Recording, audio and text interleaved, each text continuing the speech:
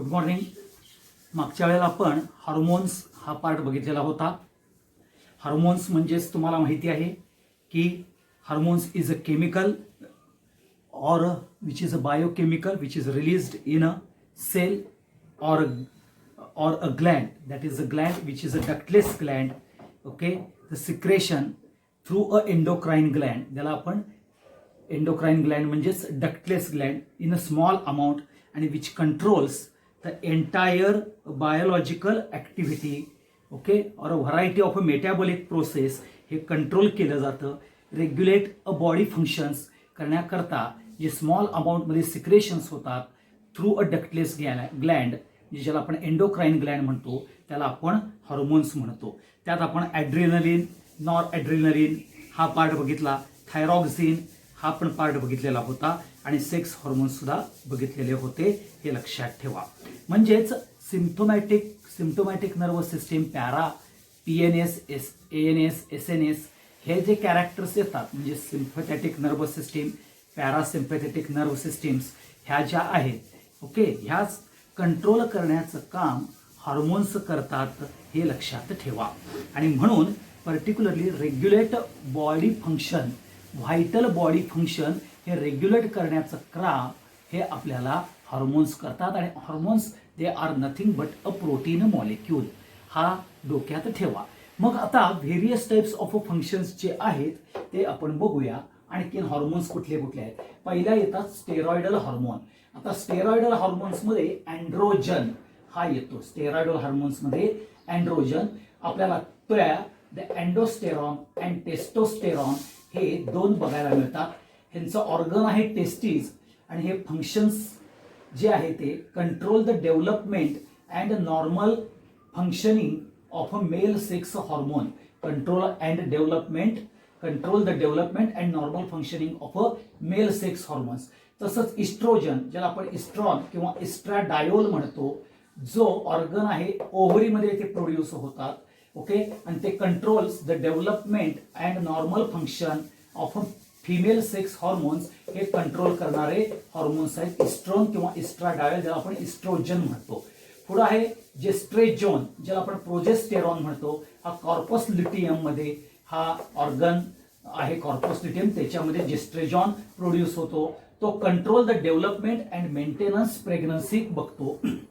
पुढं adrenal cortex hormones or cortisol or corticosterones हा adrenal cortex मध्ये आपल्याला तयार होतो. तो रेग्युलेट होतो मेटाबॉलिझम करतो कोणाचं, fat, protein, carbohydrates and controls the balance of water and mineral in the body. हे लक्षात ठेवा. कंट्रोल काय करतो, कार्बोहायड्रेट्सचं मेटाबॉलिझम, फॅट, प्रोटीन्सचं metabolism and controls the water and mineral in the body. हे कंट्रोल करतो. पुढचा येतो ज्याला आपण पेप्टाइड हार्मोन्स म्हणतो. आता पेप्टाइड हार्मोन्स मधला पहिला येतो ऑक्सिटोसिन. हा posterior lobe of pituitary gland मध्ये आपल्याला बघायला मिळतो, प्रोड्यूस होतो. तो कंट्रोल करतो contraction of a uterus after child birth and release milk from a mammary gland. म्हणजेच milk from a mammary gland आणि controls the particular uterus after child birth. हे ऑक्सिटोसिन ह्या पर्टिक्युलरली हॉर्मोन्सचं इम्पॉर्टंट फंक्शन आहे. पुढचं येतं vasopressin. तो सुद्धा आपल्याला posterior lobe of pituitary gland बघायला मिळतो, जो कंट्रोल्स करतो रिअब्सॉर्प्शन of water in a kidney. हे लक्षात ठेवा.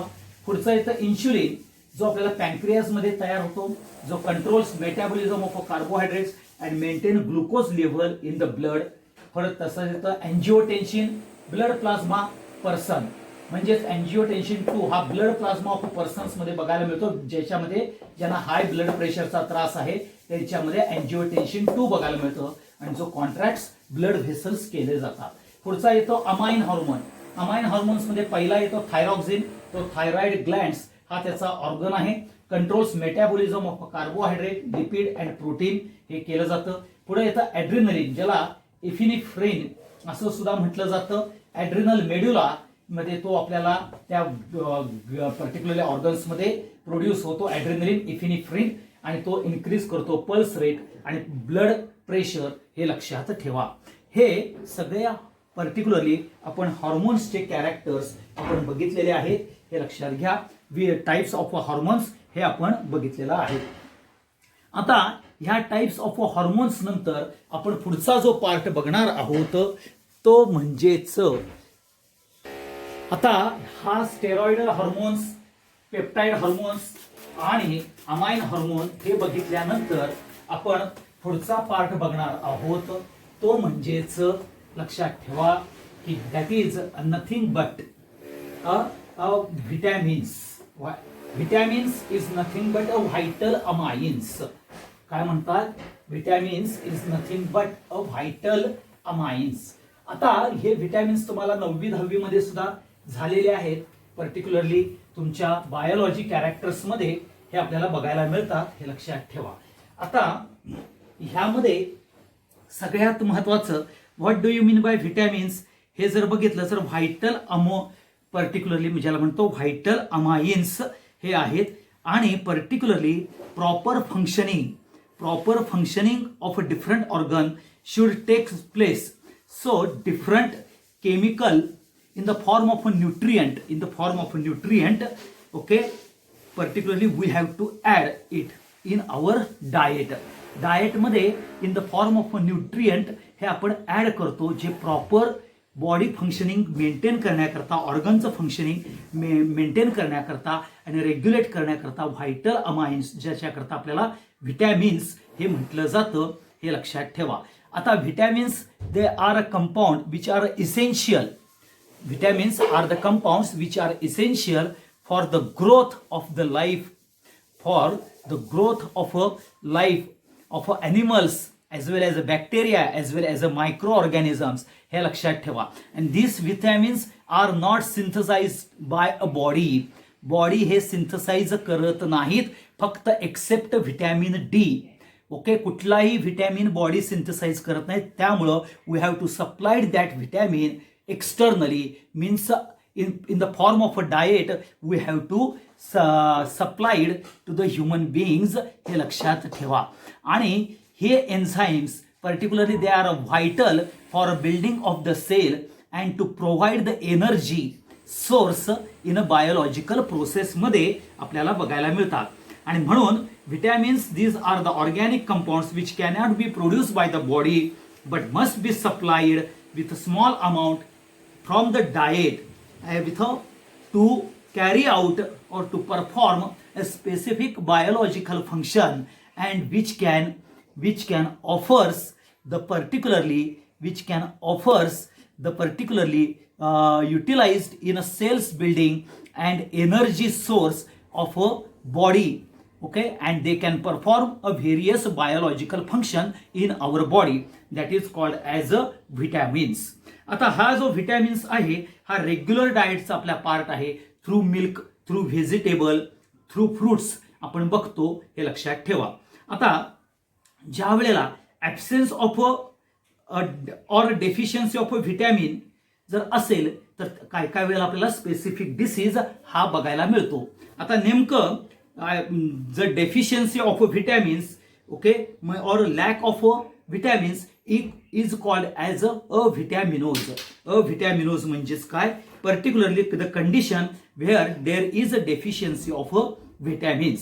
मग हे दोन प्रकारचे आपल्याला विटॅमिन्सचा पर्टिक्युलरली क्लासिफिकेशन्स बघायला मिळतो.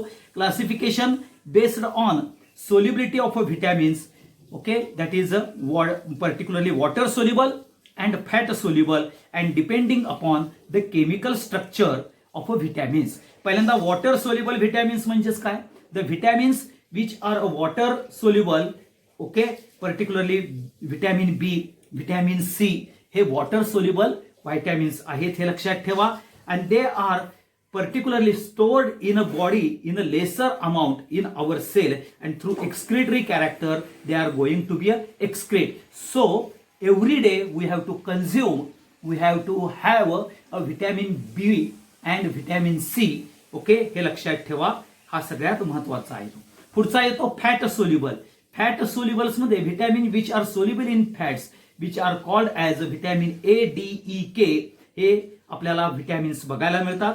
हे particularly present in a liver cells मध्ये रिच कॅरेक्टर्स मध्ये आपल्याला हे व्हिटॅमिन्स म्हणजे फॅट सोल्युबल व्हिटॅमिन्सचं प्रेझेन्स बघायला मिळतो. Particularly vitamin A and vitamin D. आता पर्टिक्युलरली हा हायड्रोफोबिक कॅरेक्टरचा फॅट सोल्युबल कॅरेक्टर आहे, हे लक्षात ठेवा. लिपिड सोल्युबल आहे. Lipid soluble vitamins are not particularly absorb in the body. हे ऍब्झॉर्ब बॉडीमध्ये होत नाहीत, हे लक्षात ठेवा. आणि ह्याच्या डिफिशियन्सीमुळं माल ऍब्सॉर्प्टिव्ह डिसीज आपल्याला बघायला मिळतात, हे लक्षात ठेवा. काय काय वेळेला हायपर व्हिटॅमिनोज हा सुद्धा कॅरेक्टर्स बघायला मिळतात. म्हणजे काय काय वेळेला जास्त प्रमाणात सुद्धा या व्हिटॅमिन्स बघितलं तर त्याला आपण माल ऍब्सॉर्प्टिव्ह डिसीजेस म्हणतो, हे लक्षात ठेवा. मग आता तुम्हाला एक असं पर्टिक्युलरली एक ह्या पद्धतीनं तुमच्या पुस्तकामध्ये ओके हे असं एक टेबल दिलेलं आहे. हे करत असताना vitamins source and disease due to deficiency असं तुम्हाला एक पर्टिक्युलरली कॅरेक्टरचं बघा हे असं एक टेबल दिलेलं असतं. ओके, हे टेबल महत्वाचं आहे, हे लक्षात ठेवा. तुमच्या पुस्तकामध्ये नवीन पुस्तकामध्ये सुद्धा हे टेबल आहे, हे लक्षात घ्या. मग आता ह्या टेबल्समध्ये पहिला येतं व्हिटॅमिन ए. आता व्हिटॅमिन ए लाच आपल्याला रेटिनॉल म्हणतात आणि तो मिल्कमध्ये, फिश लिव्हर ऑइलमध्ये, टोमॅटोमध्ये, कॅरेटमध्ये आपल्याला बघायला मिळतं. त्याचा सोर्स आहे. आता डिसीज काय होतं तर नाईट ब्लाइंडनेस हा सगळ्यात महत्वाचा. रिटार्डेशन ऑफ ग्रोथ हा सगळ्यात महत्वाचा पार्ट येतो. सगळ्यात महत्वाचं म्हणजेच पर्टिक्युलरली नाईट ब्लाइंडनेस, नंतर रिटार्डेशन ऑफ ग्रोथ आणि ड्राय स्किन अँड हेअर हा होतो. त्यालाच आपण जो नाईट ब्लाइंडनेस येतो त्याला आपण झिरो ऑफ्थाल्मिया म्हटलं जातं. पुढे येतं व्हिटॅमिन B1. आता व्हिटॅमिन B1 लाच थायामिन म्हटलं जातं, हे लक्षात ठेवा. तो राईस व्हीट मध्ये बघायला मिळतो. हेच cause the disease called as a berry. Okay, त्याला लॉस ऑफ ॲपिटाईट म्हणतात आणि नर्वस सिस्टीम विकन होते, हे लक्षात ठेवा. व्हिटॅमिन B1 मुळे आपल्याला बेरी कॅरेक्टर होतं, नर्वस सिस्टीम्स विकन होते, लॉस ऑफ ॲपिटाईट होऊ शकतं, कार्बोहायड्रेटचं मेटाबॉलिझम हे जास्त वाढतं. आता ह्यामध्ये काय होतं पर्टिक्युलरली वेट आणि ड्राय असे कॅरेक्टर बेरीचे येतात, म्हणजे एडिमा तयार होतो इन द सेल्समध्ये, हे लक्षात ठेवा. आणि बऱ्याच वेळेला हार्ट फेल्युअर होण्याचे सुद्धा चान्सेस असतात. That is called as a berry. पुढचा येतो व्हिटॅमिन B2, ज्याला व्हिटॅमिन B2 ओके ज्याला रायबोफ्लॅविन असं म्हटलं जातं. तो एग योक, फळ, नंतर ईस्ट, लिव्हर ह्यामध्ये आपल्याला सोर्स त्याचा बघायला मिळतो. कर्डमध्ये आहे, चीजमध्ये आहे, ह्यामध्ये सुद्धा तुम्हाला बघायला मिळतो. आता ह्याचं जर तुम्ही डिसीज अँड डिफिशियन्सी जर बघितले, inflammation of a tongue, drying of lips and corners mouth, cheilosis okay आणि retarding the growth of a digestion. थोडक्यात म्हणजेच आपल्याला skin disease, swelling around the mouth and cracking of the lips होतं. थोडक्यात तोंड येणे जो प्रकार आहे तो हा व्हिटॅमिन B2 प्रमाणे होतो, हे लक्षात ठेवा. माउथ अल्सर्स वगैरे जे जनरेट होतात ते. त्याच्यानंतर येतं व्हिटॅमिन B3 लाच आपण नियासिन म्हणतो. तो व्हिटॅमिन B3 आणि B2 ह्या दोघांचे सोर्सेस सेम आहेत. फक्त व्हिटॅमिन B3 मुळे म्हणजेच नियासिन मुळे हे लक्षात ठेवा. पर्टिक्युलरली व्हिटॅमिन B3 किंवा B5 ह्याच्यामध्ये आपल्याला पेलिग्रा हे कॅरेक्टर, डिसीज पेलिग्रा हो आपल्याला होतो. ओके, हा लक्षात घ्या. स्किन आपल्याला पिवळी बघायला मिळते, that is nothing but pellagra character येतं. पुढे येतं व्हिटॅमिन B5 ज्याला आपण निकोटिनामाइड म्हणतो. त्यालाच निकोटिनामाइड किंवा पेन्थॅनोइक ऍसिड काय म्हणतात, पेंटोथेनिक ऍसिड म्हटलं जातं. काय म्हणतं पेंटोथेनिक ऍसिड हे कॅरेक्टर येतं B5चं. हे आपल्याला ग्राउंडनटमध्ये, सोयामध्ये, लिव्हर्समध्ये, किडनीमध्ये आपल्याला हे व्हिटॅमिन B5 बघायला मिळतं. पेलिग्रा पिगमेंटेशन हे सुद्धा आपल्याला ह्याच्यामध्ये बघायला मिळतं. Swelling of a stomach, gastroenteritis हे सुद्धा कॅरेक्टर्स बघायला मिळतं. Degeneration of a spinal cord आणि मेंटल कन्फ्युजन हे कॅरेक्टर व्हिटॅमिन B5च्या डिफिशियन्सीमुळे सुद्धा होतं, हे लक्षात ठेवा. पुढचा येतो व्हिटॅमिन B6 ज्याला आपण पायरोडॉक्सिन किंवा ॲड्रीन हे सुद्धा कॅरेक्टर म्हटलं जातं, हे लक्षात ठेवा. ह्याच्यामध्ये सिंथेसिस आपल्याला जे आहे फंक्शन्स जे होतं व्हिटॅमिन B6चं ते पर्टिक्युलर व्हीटमध्ये, फिशमध्ये, मेजमध्ये, लिव्हरमध्ये आपल्याला बघायला मिळतात. तिथनं सिंथेसिस केलं जातं. कन्व्हल्जन्स, ओके, म्हणजे फिट येणे, failure to gain weight, weight gain होत नाही, मेंटल चेंजेस, नंतर डिअरेंजमेंट ऑफ एन्झाईम्स, हे डेफिशियन्सीचं कॅरेक्टर येतं पर्टिक्युलरली व्हिटॅमिन B6 करता. आता व्हिटॅमिन B12 ज्याच्यामध्ये इलेमेंटल कार्बोनिल ग्रुप असतो, ज्याला सायनोकोबोलामाइन म्हणतात, आणि ह्याच्यामध्ये मिल्क, चीज, एग, लिव्हर हे आपल्याला बघायला मिळतात, लक्षात ठेवा. आणि ह्याच्यामध्ये degradation of a spinal cord and chronic anaemia, हा त्याला प्रिनिशियस ॲनिमिया सुद्धा म्हटलं जातं. प्रिनिशियस ॲनिमिया म्हणजेच क्रॉनिक ॲनिमिया, आरबीसीची डिफिशियन्सी हे कॅरेक्टर येतं. पुढचं येतं व्हिटॅमिन सी. व्हिटॅमिन सी हे is nothing but ascorbic acid, जे आता तुम्हाला खायला सांगतात बघा करोनामध्ये. व्हिटॅमिन सी महत्वाचं ऑरेंजेसमध्ये, ग्रेप्समध्ये, लेमन्समध्ये बघायला मिळतात. इथं हा स्कर्वी हा डिसीज होऊ शकतो. Bleeding of a gum, swollen gum, हे कॅरेक्टर्स आपल्याला व्हिटॅमिन सी मध्ये बघायला मिळतात, हे लक्षात ठेवा. त्याच्यानंतर येतं व्हिटॅमिन ई, ज्याला आपण टोकोफेरॉल म्हणतो. तर व्हिटॅमिन ई अल्फा, बीटा आणि गॅमा ह्यामध्ये बघायला मिळतं. हे 3 प्रकारामध्ये व्हिटॅमिन ई आहे. राईस, लिव्हर मध्ये, सीड ऑइल्समध्ये, सोयाबीन ऑइल्समध्ये आपल्याला ह्याचं प्रचंड प्रमाणात आपल्याला व्हिटॅमिन ईचा सोर्स बघायला मिळतो. ह्याच्यामध्ये weakness of a muscle vitamin E मुळे होतो. ॲबनॉर्मल ग्रोथ आणि डिपॉझिशन होतं, हे लक्षात ठेवा. नंतर व्हिटॅमिन के, याला फायलोक्विनॉन म्हटलं जातं. व्हिटॅमिन के ला फायलोक्विनॉन म्हटलं जातं. All green leafy vegetables, all green leafy vegetables, it is particularly source of vitamin K. Spinach किंवा कॉलीफ्लॉवर ह्यामध्ये आपल्याला बघायला मिळतं, आणि हा इन्क्रीज ब्लड क्लॉटिंग टाइम करतो. पुढे व्हिटॅमिन पी हा ऑरेंज आणि ग्रेप्समध्ये आपल्याला बघायला मिळतो. हेमोरेज, जर डिफिशियन्सी असेल ह्याची तर haemorrhage and decrease in capillary resistance हे कॅरेक्टर्स येतात, हे लक्षात ठेवा. आणि सगळ्यात शेवटचा पार्ट येतो ज्याला आपण व्हिटॅमिन डी म्हणतो. काय म्हणतो? व्हिटॅमिन डी, ज्याला आपण कॅल्सिफेरॉल म्हणतो. तो सनलाईट, एग, मिल्क मधनं मिळतं, आणि डिफिशियन्सीमुळे रिकेट्स म्हणजे सॉफ्टनिंग ऑफ अ बोन, ऑस्टिओमॅलेसिया आणि ऑस्टिओपोरोसिस ह्यासारखे आपल्याला कॅरेक्टर्स बघायला मिळतात, हे लक्षात ठेवा. आता परत एकदा सांगतो तुम्हाला, व्हिटॅमिन जे आहे ए, ज्याला आपण रेटिनॉल म्हणतो, जो नॅचरल सोर्स आपल्याला कॅरेट, स्पिनॅच, स्वीट पोटॅटो मध्ये बघायला मिळतात. त्यांचं नॉर्मल ग्रोथ, नॉर्मल आयसाईट ही आहे, आणि हेल्दी स्किन आणि डिफिशियन्सी, नाईट ब्लाइंडनेस, झिरो ऑफ्थाल्मिया सारखे येतात. व्हिटॅमिन B1 हे आपल्याला ग्रीन व्हेजिटेबल, सोयाबीन्स मध्ये मिळतात. पर्टिक्युलरली बेरी हा व्हिटॅमिन B1चा थायामिनच्या डेफिशियन्सीमुळे होतो. व्हिटॅमिन B2 ज्याला आपण रायबोफ्लॅविन म्हणतो, त्याच्यामुळे स्किन डिसीज होतात. Swelling around the mouth, cracking of lips हे होतं.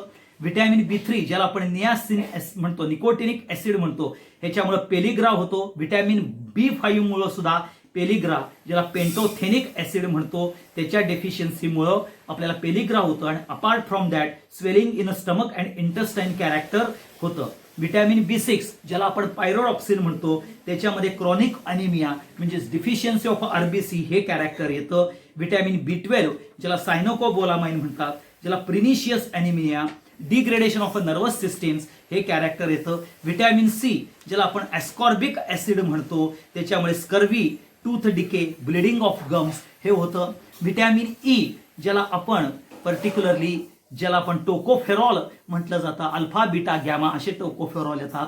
Particular weakness of a muscle, degeneration of a reproduction power आणि ॲनिमिया हे कॅरेक्टर व्हिटॅमिन ई मुळे येतात.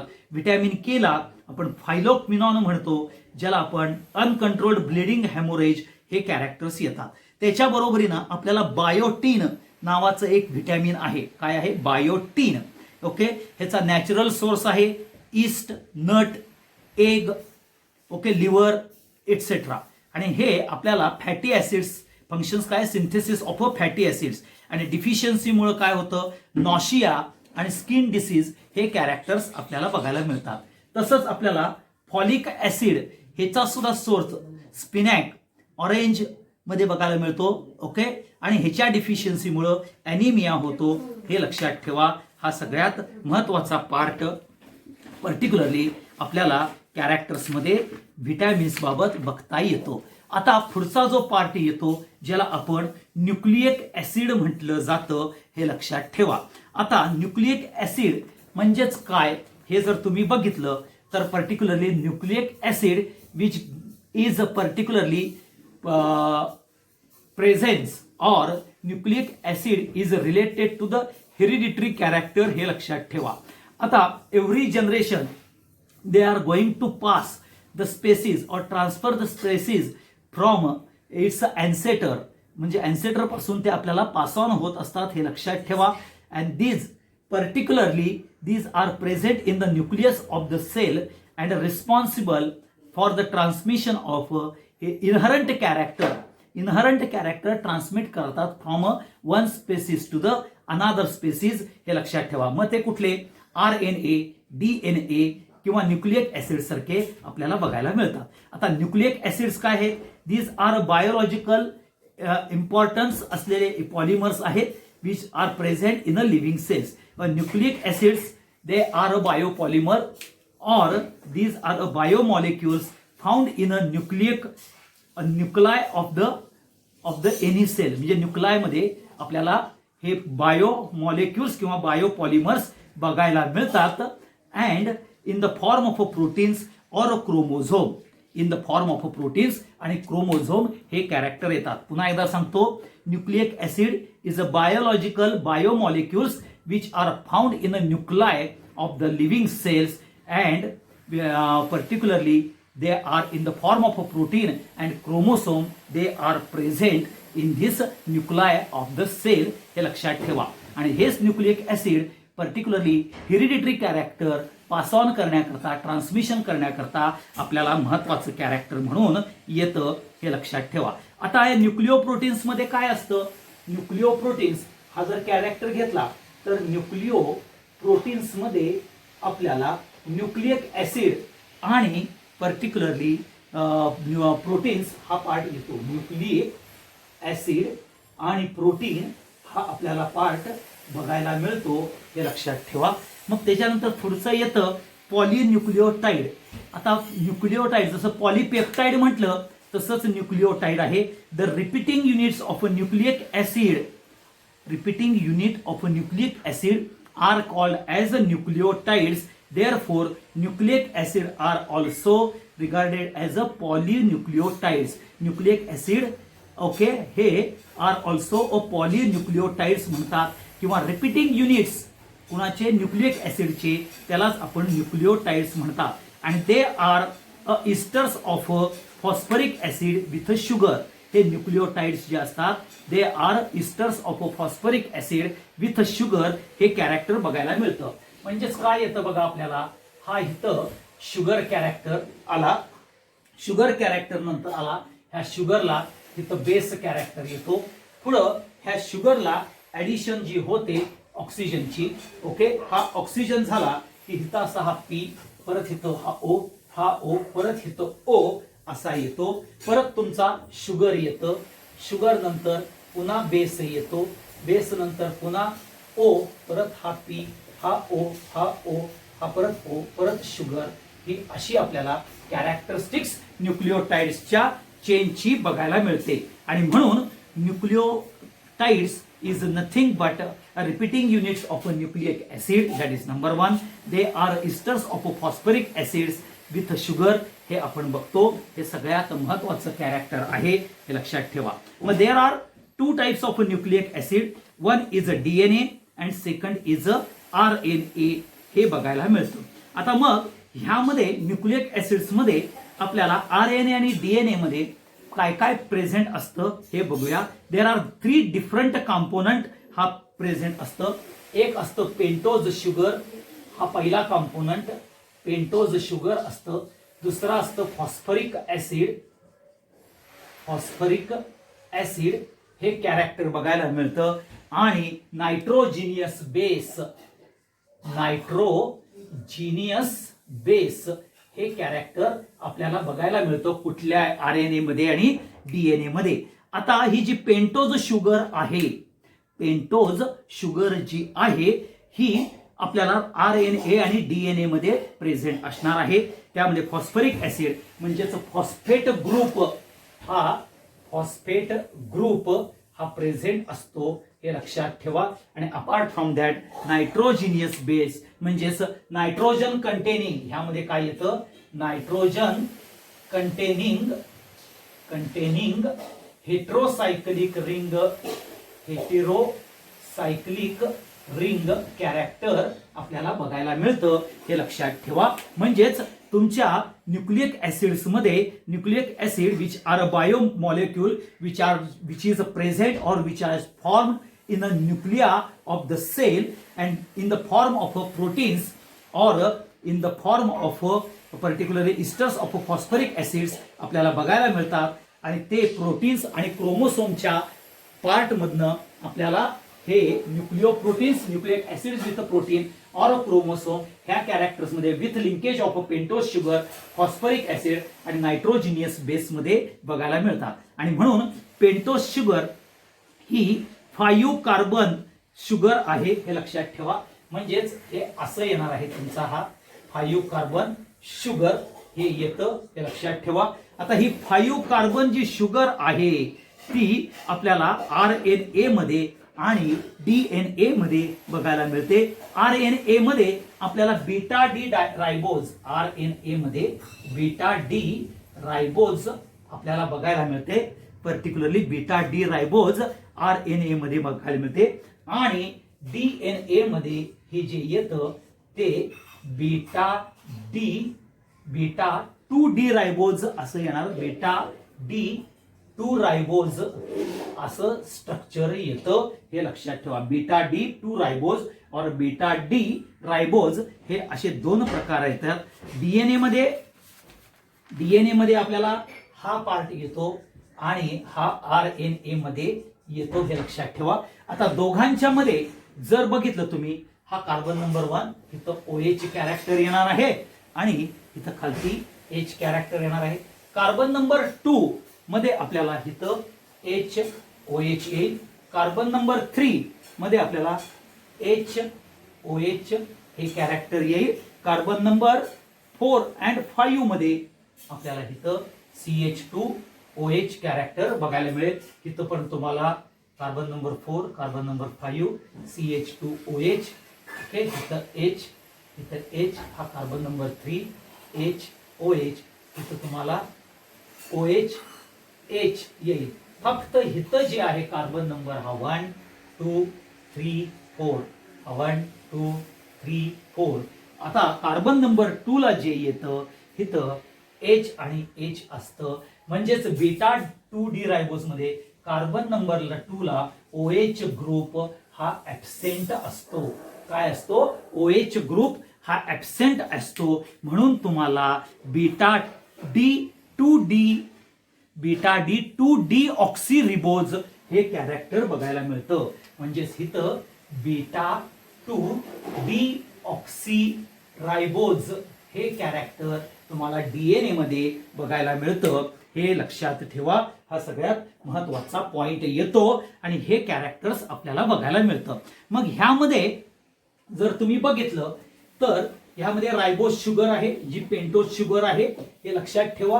ह्याच्यामध्ये बीटा डी रायबोज हा RNA मध्ये आणि बीटा 2D ऑक्सी रायबोज हे तुम्हाला DNA मध्ये बघायला मिळतं. बेसिक युनिट हे जर तुम्ही बघितलं तर बेसिक युनिट मध्ये आपल्याला फॉस्फरिक लिंकेज, फॉस्फेट युनिट हे बघायला मिळतं, हे लक्षात ठेवा. आता हे जे फॉस्फेट युनिट आहे, हा O, हा P, इथं डबल बॉन्ड O, हा O, परत आपल्याला इथं O असं हे फॉस्फरिक युनिट आहे, हे लक्षात ठेवा.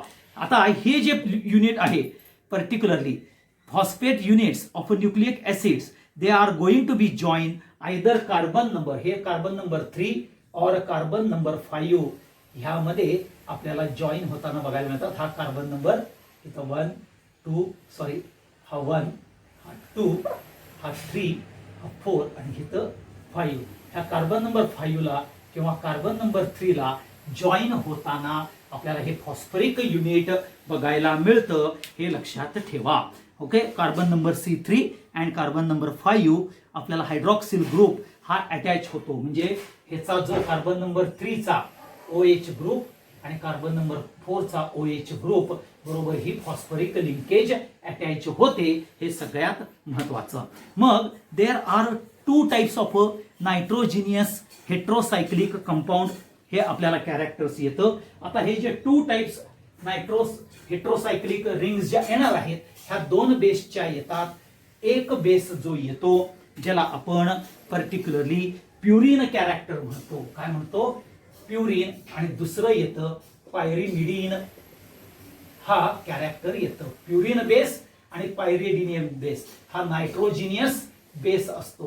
काय असतो, नायट्रोजिनियस बेस आपल्याला बघायला मिळतो. एक प्युरिन कॅरेक्टरचं आणि एक येतं पायरिमिडीनचं कॅरेक्टरचं, तुम्हाला हे बघायला मिळतं, एवढं लक्षात ठेवा.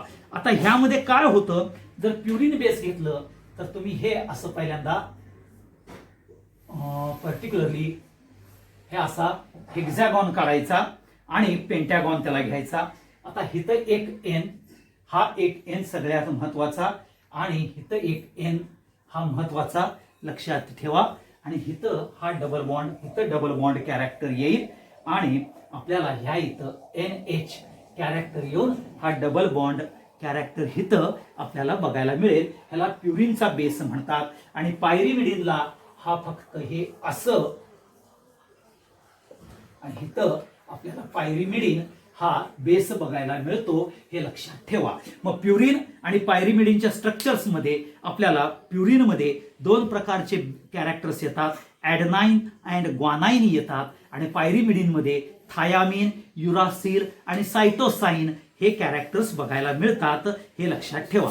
आता प्युरिनच्या मध्ये जर आपल्याला ॲडेनाइन हा जर कॅरेक्टर बघायचा आहे, ॲडेनाइन, ओके,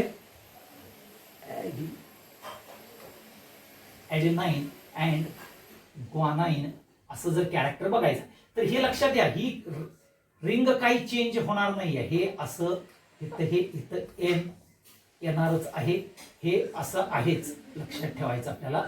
हे सगळा बेस असाच येणार आहे. फक्त ॲडेनाइनला काय होतं राजानो, ओके, इथं एक एन असणार आहे बघा राजानो, हा इथं एक एन, इथं डबल बॉन्ड कॅरेक्टर हा आहे. ॲडेनाइनला काय असतं तर हे प्युरिनचं बेस आहेच, फक्त ह्याच्यामध्ये काय करायचं, इथं NH2 कॅरेक्टर कार्बन नंबर 1 ला हे पर्टिक्युलर सायक्लोहेक्झेनला कॅरेक्टर घेतलं की तुम्हाला पर्टिक्युलरली ॲडेनाइनचं म्हणजेच ए हे ॲब्रेव्हेशन केलेलं स्ट्रक्चर्स बघायला मिळतं. आता ग्वानाइनला काय आहे, पुन्हा हेच ग्वानाइनला घेणार आहे तुम्ही, इथं NH येणार, एन येणार आहे, इथं हे असं, इथं एक एन हा येणार आहे, हा परत पेंटॅगॉन काढायचाच आहे, इथं NH असणार आहे इथं, आणि इथं एक एन असणार आहे. ओके, आता फक्त नंबर 1 म्हणजे आपल्याला पर्टिक्युलरली पॅरा पोझिशनला येतो, तिथं डबल बॉन्ड टाका, म्हणजे NH2 च्या जागी डबल बॉन्ड टाकायचं, हे लक्षात ठेवा. आणि इथं मेटाला आपल्याला H2N हे जर तुम्ही टाकलं तर तुम्ही लक्षात घ्या की तुम्हाला ग्वानाइनचं स्ट्रक्चर बघायला मिळतं. आता पायरिमिडीनच्या स्ट्रक्चर्स मध्ये आपल्याला थायामिन, ओके बघा, हा थायामिन हा येणार आहे, युरासिल हे स्ट्रक्चर येईल, आणि सायटोसाइन, ओके, सायटोसाइन हा सगळ्यात, सायटोसाइन हे स्ट्रक्चर येईल. थायामिन म्हणजे T, युरासिल म्हणजे U, सायटोसिन म्हणजे C, हे असे कॅरेक्टर्स येतात. आता थायामिनला सुद्धा काय घेणार आहे तुम्ही, हे जे स्ट्रक्चर आहे हे काय बदलणार आहे का, हे स्ट्रक्चर पायरिमिडीनचं स्ट्रक्चर ऍज इट इजच ठेवायचं आहे, एवढंच लक्षात ठेवा.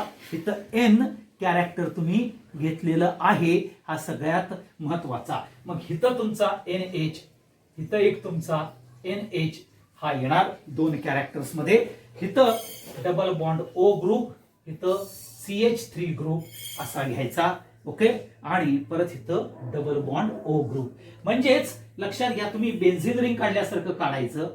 इथं डबल बॉन्ड O ग्रुप आणि NH, ओके, पॅराला टाकून घ्यायचे पहिल्यांदा, परत ऑर्थो आणि मेटाला डबल बॉन्ड O, ऑर्थोला NH, आणि परत दुसऱ्या ऑर्थोला CH3 ग्रुप घेतला की तुम्हाला थायामिनचं कॅरेक्टर बघायला मिळेल. आता युरासिलचं जर कॅरेक्टर बघायचं झालं तर परत युरासिलच्या कॅरेक्टर्सला इथं आपल्याला NH बघणारच आहोत, ऍज इट इज NH घ्यायचं आहे. आता इथं सुद्धा आपल्याला इथल्यासारखं घ्यायचं आहे, फक्त इथं काय करायचं आहे, डबल बॉन्ड ओ आणि इथं डबल बॉन्ड ओ, हे दोन्हीही ग्रुप टाकायचं. CH3 काढून टाकलं की युरासिल तयार होतं, हे लक्षात ठेवा. आता ज्या वेळेला सायटोसिन येतं, परत हेच कॅरेक्टर आहे राजानो, इथं आपल्याला NH येणार आहे.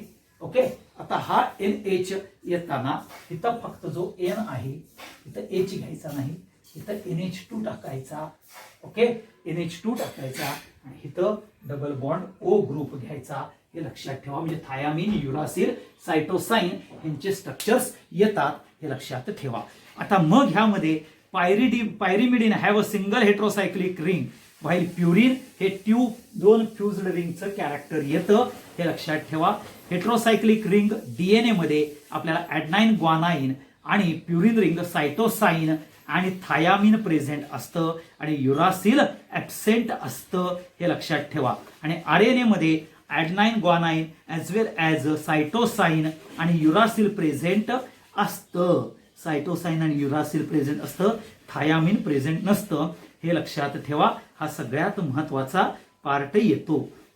आणि म्हणून ज्या वेळेला तुम्ही स्ट्रक्चर एखाद्याचं काढायला गेला आपण, म्हणजेच RNAचं किंवा DNAचं हे जर स्ट्रक्चर्स बघितलं, आता बघा तुम्हाला नायट्रोजिनियस बेस, प्युरिन, पायरिमिडिन हे कॅरेक्टर आहे, हे तुम्हाला सगळ्यांनाच लक्षात आलं. स्ट्रक्चर्स कसे काढायचे हे पण मी तुम्हाला सांगितलेलं आहे, हे बघून घ्या. हा पुस्तकात सगळे पार्ट दिलेले आहेत, फक्त तुम्हाला प्युरिन आणि पायरिमिडिन यांचं जर आलं, प्युरिनला लक्षात घ्या की एक हेक्झॅगॉनची रिंग आणि त्याला पेंटॅगॉन काढायचा आणि इकडे फक्त हेक्झॅगॉनची रिंगच काढायची, एवढं लक्षात ठेवा. हा सगळ्यात इम्पॉर्टंट पार्ट येतो कुणाच्या बाबतीत, जर RNA आणि DNAच्या बाबतीत आपल्याला बघायला मिळतं. ओके, आता हे झाल्यानंतर सगळ्यात महत्वाचं कॅरेक्टर म्हणजे ज्या वेळेला आपण जर स्ट्रक्चर काढायचा जर आपण बघितला, तर कुणाचं, जर DNAचं आणि RNAचं हे जर आपण घेतलं स्ट्रक्चर्स, तर हे लक्षात ठेवा, हे असं घ्यायचं. ओके, इथं O येणार, हा तुमचा कार्बन नंबर 1, कार्बन नंबर 1 ला. आता कार्बन नंबर 1 ला काय करायचं, इथं तुमचा बेस येणार, जो नायट्रोजिनियस बेस येणार आणि इथं H कॅरेक्टर येईल. सेकंड पोझिशनला तुमचा H आणि H ऍज इट इज असणार आहे, सेकंड पोझिशन. थर्ड पोझिशनला तुमचा HOH ऍज इट इजच असणार आहे. फोर्थ आणि फिफ्थला आपल्याला H2COH हे कॅरेक्टर ऍज इट इजच येणार आहे, हे लक्षात ठेवा. फक्त आपल्याला हे झालं तुमचं DNAचं कॅरेक्टर येतं.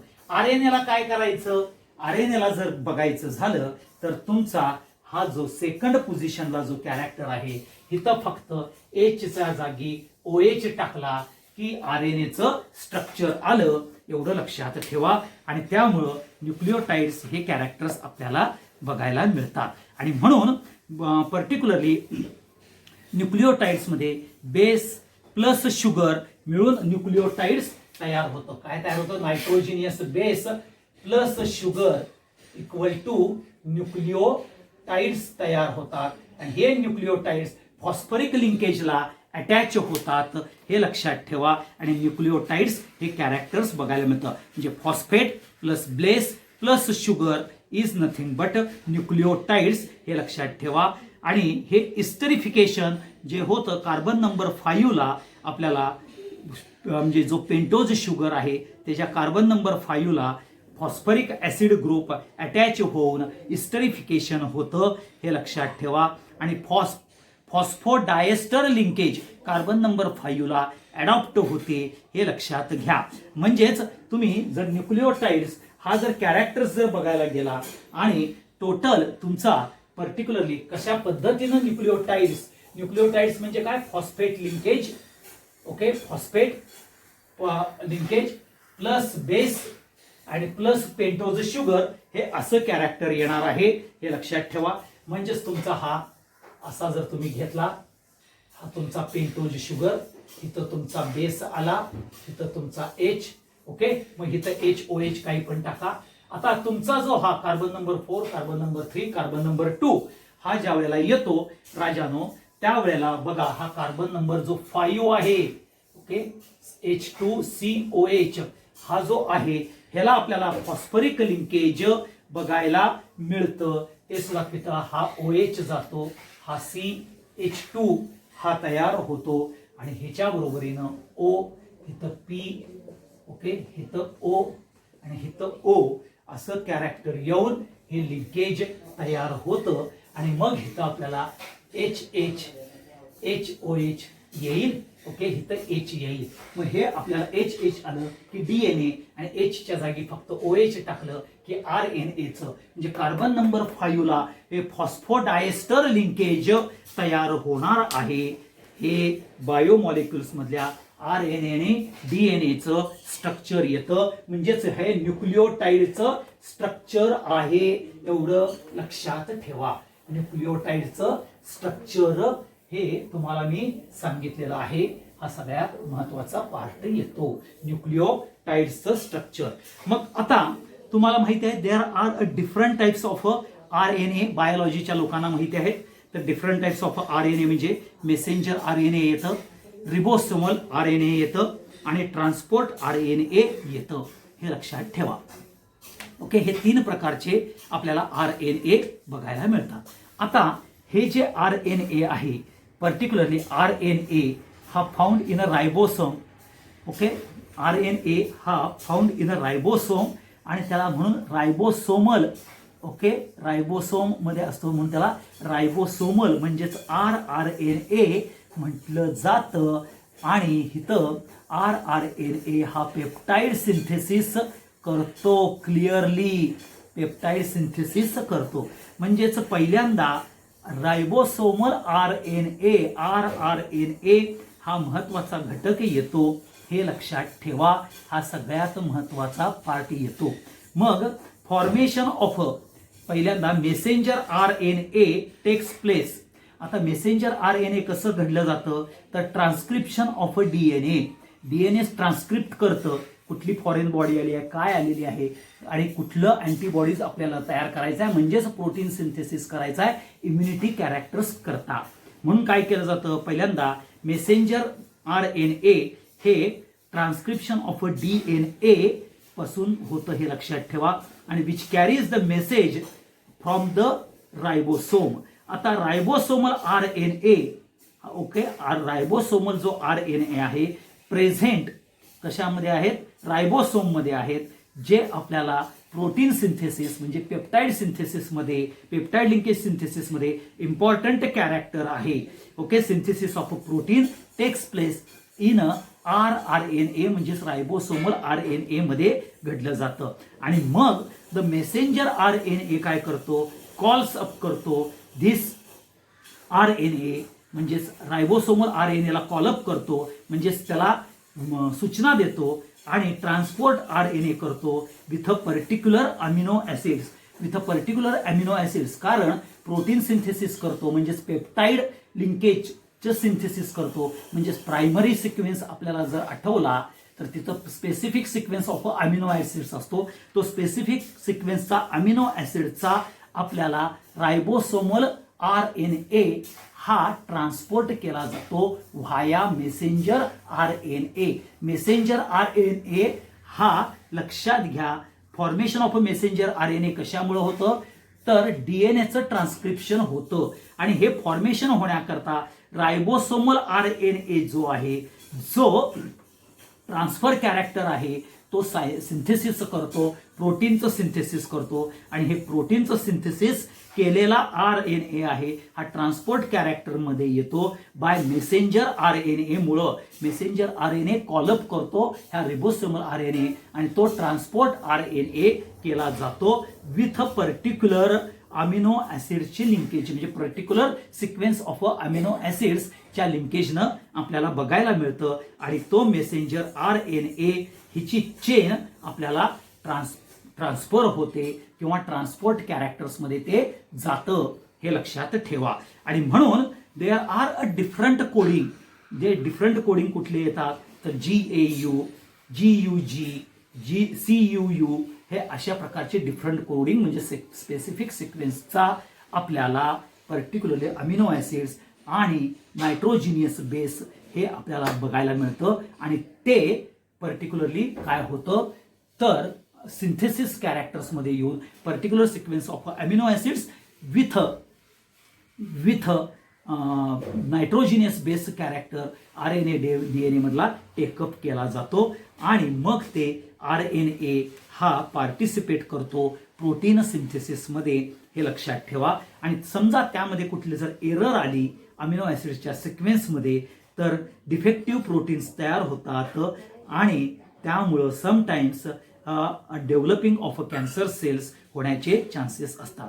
म्हणजेच इथं लक्षात घ्या, ज्या वेळेला आपण फॉर्मेशन ऑफ RNA म्हणजे functions of different types of RNA असेल तर पहिल्यांदा RNA messenger RNA takes place through a DNA. Okay, takes place through a DNA which carries the message to the ribosome. Message carry करतो कोणापासून DNA पासून.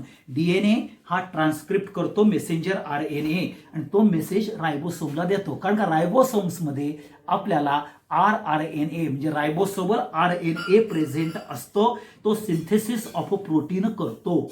तो synthesis protein किंवा peptide linkage आहे ते ट्रान्सपोर्ट थ्रू मेसेंजर RNA म्हणजे messenger RNA call-up करतो कुणाला rRNA ला म्हणजेच रिबोसोमल RNA ला प्रोटीन सिंथेसिस करतो आणि तो ट्रान्सपोर्ट RNA म्हणजे tRNA molecules contains a particular amino acids असतात आणि त्याची डेफिनाइट ऑर्डर असते as per the sequence, as per the messenger character of RNA. हा सिक्वेन्स महत्त्वाचा असतो आणि तो सिक्वेन्स न आपल्याला डिफरंट कोडिंगनं ते अमिनो ॲसिड्स अटॅच होतात किंवा ट्रान्सपोर्ट केले जातात आणि तो स्पेसिफिक सिक्वेन्स आहे AAA किंवा GUA, UUU, GUG, CUU असं येतं, हे लक्षात ठेवा. मग सगळ्यात महत्त्वाचं जे कॅरेक्टर येतं जे आपल्याला DNA म्हटलं जातं. तर आता हा जो DNA आहे हा DNA पर्टिक्युलरली 1980 मध्ये सॅंगर ह्या पर्टिक्युलरली सायंटिस्टनी work on a DNA character. आणि DNA हा जायंट रिंग आहे आणि त्याच्यामध्ये 5386 एवढी न्यूक्लिओटाइड्स बघायला मिळतं.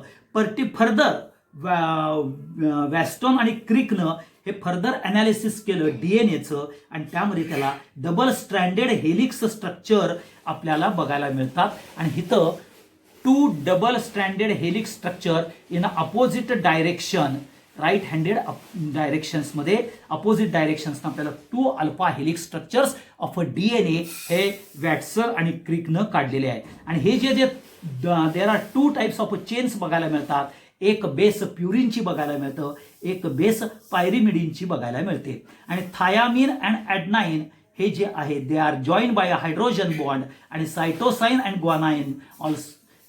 ॲडनाईन अँड ग्वानाइन हे 2 हायड्रोजन बॉन्डनं जॉईन होतात आणि सायटोसिन आणि ग्वानाइन हे 3 हायड्रोजन बॉन्डनं जॉईन होतात DNA मध्ये, हे लक्षात ठेवा. आणि म्हणून ह्या DNA मुळे आपल्याला सेकंड स्ट्रक्चर फॉर्मेशन होतं. आता जे हायड्रोजन बॉन्ड जो आहे बिटवीन पेयर्स बेसेस, ओके, ते डबल बॉन्डेड हेलिकल स्ट्रक्चर्स देण्यातला महत्त्वाचं कॅरेक्टर येतं. पुन्हा एकदा सांगतो, there is a double stranded alpha helix right handed structures आहे, हे लक्षात ठेवा. हे वॅटसन आणि क्रिकनं शोधून काढलेलं आहे अल्फा हेलिक्स स्ट्रक्चर्समध्ये. आणि सॅंगरनं त्यात सांगितलं की 5386 एवढे न्यूक्लिओटाइड्स बघायला मिळतात. इथं 2 चेन्स आहेत. 2 चेन्समध्ये different types of bases purine आणि पायरिमिडीनचे आहे. थायामीन आणि ॲडनाईन हा 2 हायड्रोजन बॉन्डनं आणि व्हेअर सायटोसिन आणि ग्वानाइन हा 3 हायड्रोजन बॉन्डनं आपल्याला स्ट्रक्चर्स बघायला मिळतात. मग DNA आणि RNA मध्ये डिफरन्स काय आहे ते बघूया आपण. DNA हा मेनली न्यूक्लियस मध्ये बघायला मिळतो, म्हणजे DNA is found in the nucleus of the cell आणि RNA nucleus as well as cytoplasm of the cell मध्ये बघायला मिळतो. That is number 1. Number 2, DNA मध्ये शुगर प्रेझेंट इज 2 डीऑक्सिरिबोज आणि ह्याच्यामध्ये RNA मध्ये रायबोज शुगर प्रेझेंट असते, हे लक्षात ठेवा. DNA मध्ये double stranded alpha helix structures असतात and they are coiled spirally in opposite direction. म्हणजेच double stranded alpha helix structures and they are coiled opposite directions मध्ये होतात. आणि इथं आरएनए मध्ये single stranded alpha helix structures बघायला मिळतात. डीएनए मध्ये नायट्रोजिनियस बेस थायामिन प्रेझेंट असतो. इथं नायट्रोजिनियस बेस आरएनए मध्ये युरासिल प्रेझेंट असतो, हे लक्षात ठेवा. डीएनए हा युनिक प्रॉपर्टी ऑफ रेप्लिकेशन करतो. आरएनए हा रेप्लिकेट करत नाही. आरएनए रेप्लिकेट करत नाही. DNA is responsible for transmission of heredity character आणि RNA is responsible for protein synthesis. पुन्हा हे सांगतो, डीएनए म्हणजेच it is found mainly in the nucleus. RNA nucleus as well as a cytoplasm मध्ये बघायला मिळतो. डीएनए मध्ये पर्टिक्युलरली 2-deoxyरायबोज शुगर बघायला मिळतात. आरएनए मध्ये रायबोज शुगर आहे. इथं डीएनए मध्ये double stranded alpha helix structures in opposite direction बघायला मिळतं. इथं आपल्याला alpha helix structure single stranded alpha helix structures बघायला मिळतं. इथं नायट्रोजिनियस बेस डीएनए मध्ये थायामिन आहे, तर इथं आपल्याला पर्टिक्युलरली युरासिल बघायला मिळतो. DNA have a unique property of replication. RNA हा रेप्लिकेट करत नाही. डीएनए हा रिस्पॉन्सिबल आहे फॉर हेरिडिटरी कॅरेक्टर आणि RNA is responsible for a particularly protein synthesis. प्रोटीनचं बायोसिंथेसिस करण्याकरता आहे, हे लक्षात ठेवा. आणि म्हणून आपल्याला हे जे स्ट्रँडेड स्ट्रक्चर्स जे आहेत, strand of a DNA pair आपण ज्या वेळेला बघतो त्यावेळेला हायड्रोजन बॉन्डिंग हा सगळ्यात महत्वाचा पार्ट येतो. हा इम्पॉर्टंट कॅरेक्टर लक्षात ठेवा. आता सगळ्यात महत्वाचं म्हणजेच ज्या वेळेला आपण न्यूक्लिओटाइड्स हे ज्या वेळेला बघतो राजानो, डीएनए आणि आरएनए मधला फरक बघतो, तर ह्यामध्ये सगळ्यात लक्षात घ्या की आपल्याला ॲब्रेव्हिएशन नेम्स हे आपल्याला न्यूक्लिओटाइड्सला यूज केले जातात. एमपी, कॅपिटल एमपी म्हणजेच मोनोफॉस्फेट, डीपी म्हणजे डायफॉस्फेट, टीपी म्हणजे ट्रायफॉस्फेट, एएमपी म्हणजे ॲडनाइन मोनोफॉस्फेट, एएमपी म्हणजे adenine monophosphate, ADP adenine diphosphate, ATP adenine triphosphate. A हा ॲडनाइन करता यूज केला जातो, जी हा ग्वानाइन करता, सी हा सायटोसिन करता आणि यू हा युरासिल करता ॲब्रेव्हेटेड यूज केला जातो. हे लक्षात ठेवा. हा सगळ्यात महत्वाचं कॅरेक्टर येतं रेप्लिकेशन्स कॅरेक्टर्समध्ये. एमपी म्हणजे मोनोफॉस्फेट, डीपी म्हणजे डायफॉस्फेट, टीपी म्हणजे ट्रायफॉस्फेट, एएमपी म्हणजे ॲडनाइन मोनोफॉस्फेट, एडीपी म्हणजे ॲडनाइन डायफॉस्फेट. ह्यासारखे आपल्याला कॅरेक्टर्स बघायला मिळतात, हे लक्षात ठेवा. आणि आपल्याला डीएनए व्हायरस हे जे येतात ते आपल्याला herpes virus, rabies virus, polyoma virus हा बघायला मिळतो. आरएनए व्हायरसमध्ये इन्फ्लुएन्झा, टोबॅको मोझॅइक व्हायरस म्हणजे ज्याला TMV म्हणतात, टोबॅको मोझॅइक व्हायरस आणि पोलिओ व्हायरस हे आपल्याला आरएनए व्हायरसेस बघायला मिळतात, हे लक्षात ठेवा. आता ह्यामध्ये सगळ्यात महत्वाचं जे कॅरेक्टर्स येतं ते महत्वाचं कॅरेक्टर्स म्हणजे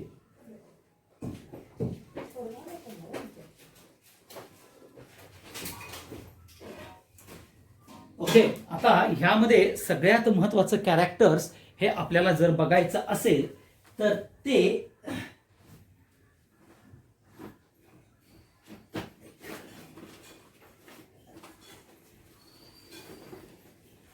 एक महत्वाचा पार्ट आपल्याला बायोमॉलिक्युल्स मध्ये बघायचा आहे.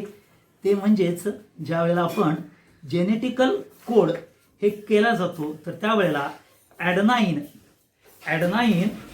हा कॉम्प्लिमेंटरी असतो टीला आणि सायटोसिन ओके आणि सी हा कॉम्प्लिमेंटरी असतो जीला. हे लक्षात ठेवा.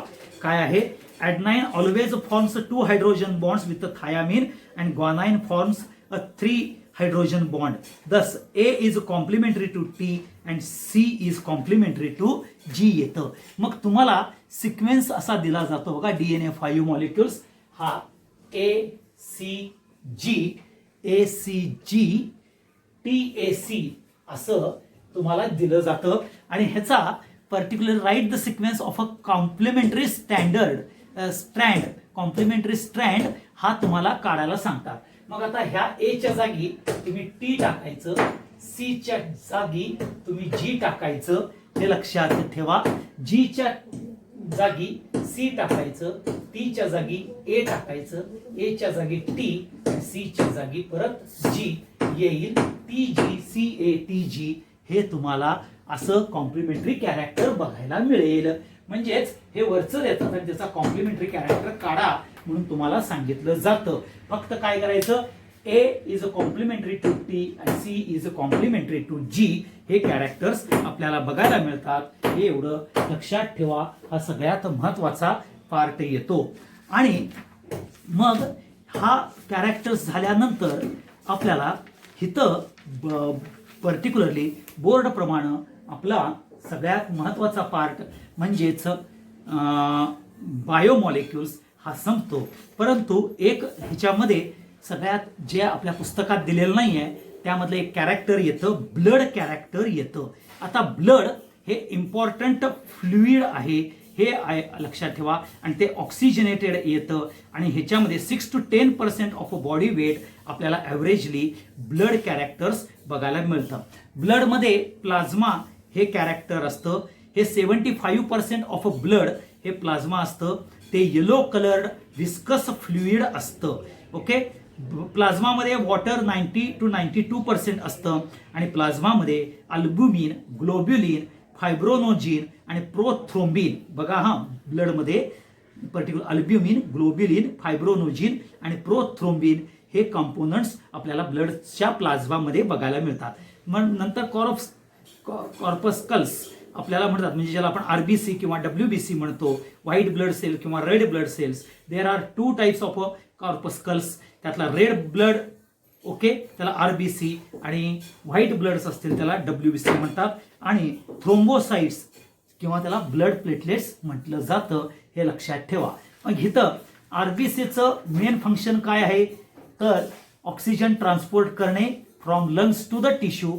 डब्ल्यूबीसीचं आहे डिफेन्स मेकॅनिझम कॅरेक्टर्समध्ये, ब्लड प्लेटलेट्समध्ये आहे, ब्लड क्लॉटिंगमध्ये आहे. हे लक्षात ठेवा.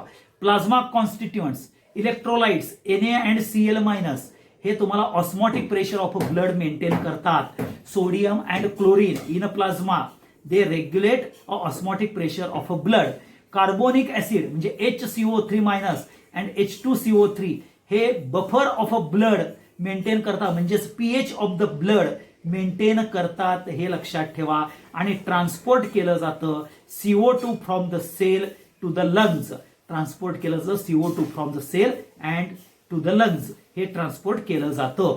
बघा सोडियम आणि क्लोरीन हे तुम्हाला पर्टिक्युलरली ऑस्मॉटिक प्रेशर हे मेंटेन करतं.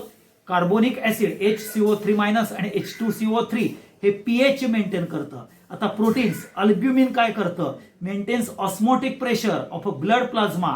हे लक्षात ठेवा. Globulin transport of lipids okay lipoproteins हे ट्रान्सपोर्ट केलं जातं. आणि कार्बोहायड्रेट्स सोर्स ऑफ एनर्जी म्हणून सगळ्यात महत्वाचं पार्ट येतो. हे लक्षात ठेवा. आपण ज्याला आपण मायोग्लोबिन म्हणतो ओके मायोग्लोबिन ग्लोब्युलिन जे आहे ज्या आपल्याला अल्फा बीटा गॅमा मध्ये आपल्याला बघायला मिळतं. मायोग्लोबिन ह्यामध्ये oxygen from transport oxygen from lungs to the muscle okay हे कॅरी आउट मायोग्लोबिन केलं जातं. हे लक्षात ठेवा. आता हे झालं ब्लडचं कॅरेक्टर. ब्लड नंतर येतं बायोकेमिकल रिॲक्शन्स. त्यामध्ये कॅटॅबोलिझम म्हणजे chemical reactions which produces energy by breaking down the complex okay in a smaller substance and particularly catabolic process. Smaller सबस्टन्समध्ये कॅटॅबोलिक प्रोसेस होतं त्याला कॅटॅबोलिझम म्हटलं जातं. म्हणजेच particularly proteins, carbohydrates and lipids are broken into carbon dioxide and water. ह्याला catabolism म्हटलं जातं. पुढं अनाबोलिझम म्हणजेच इथं केमिकल रिॲक्शन्स घडते. याच्यामध्ये nucleic acid, proteins, carbohydrates they are synthesized from smaller molecules पासून आपल्याला ते सिंथेसाइज केलं जातं. त्याला एन्झाईम कॅटॅलिस रिॲक्शन्स म्हणतात. त्यालाच आपण अनाबोलिझम म्हटलं जातं. हे लक्षात ठेवा. आणि मेटॅबोलिझम म्हणजेच काय, प्रोसेस ऑफ अनाबोलिझम अँड कॅटॅबोलिझम. ह्यालाच आपल्याला कलेक्टिव्हली मेटॅबोलिझम कॅरेक्टर म्हटलं जातं. हे लक्षात ठेवा. 3 टाईप्सचं मेटॅबोलिझम आहे, एक लिपिड, प्रोटीन आणि कार्बोहायड्रेट्स असे आपल्याला मेटाबॉलिझम कॅरेक्टर्स बघायला मिळतात, हे लक्षात ठेवा. कार्बोहायड्रेट हे पॉलिसायक्राइड आहे, ते कन्व्हर्जन अमायलेज मुळे डायसायक्राइड मध्ये होतं आणि डायसायक्राइडचं फर्दर अमायलेज मध्ये होऊन मोनोसायक्राइड मध्ये होतं.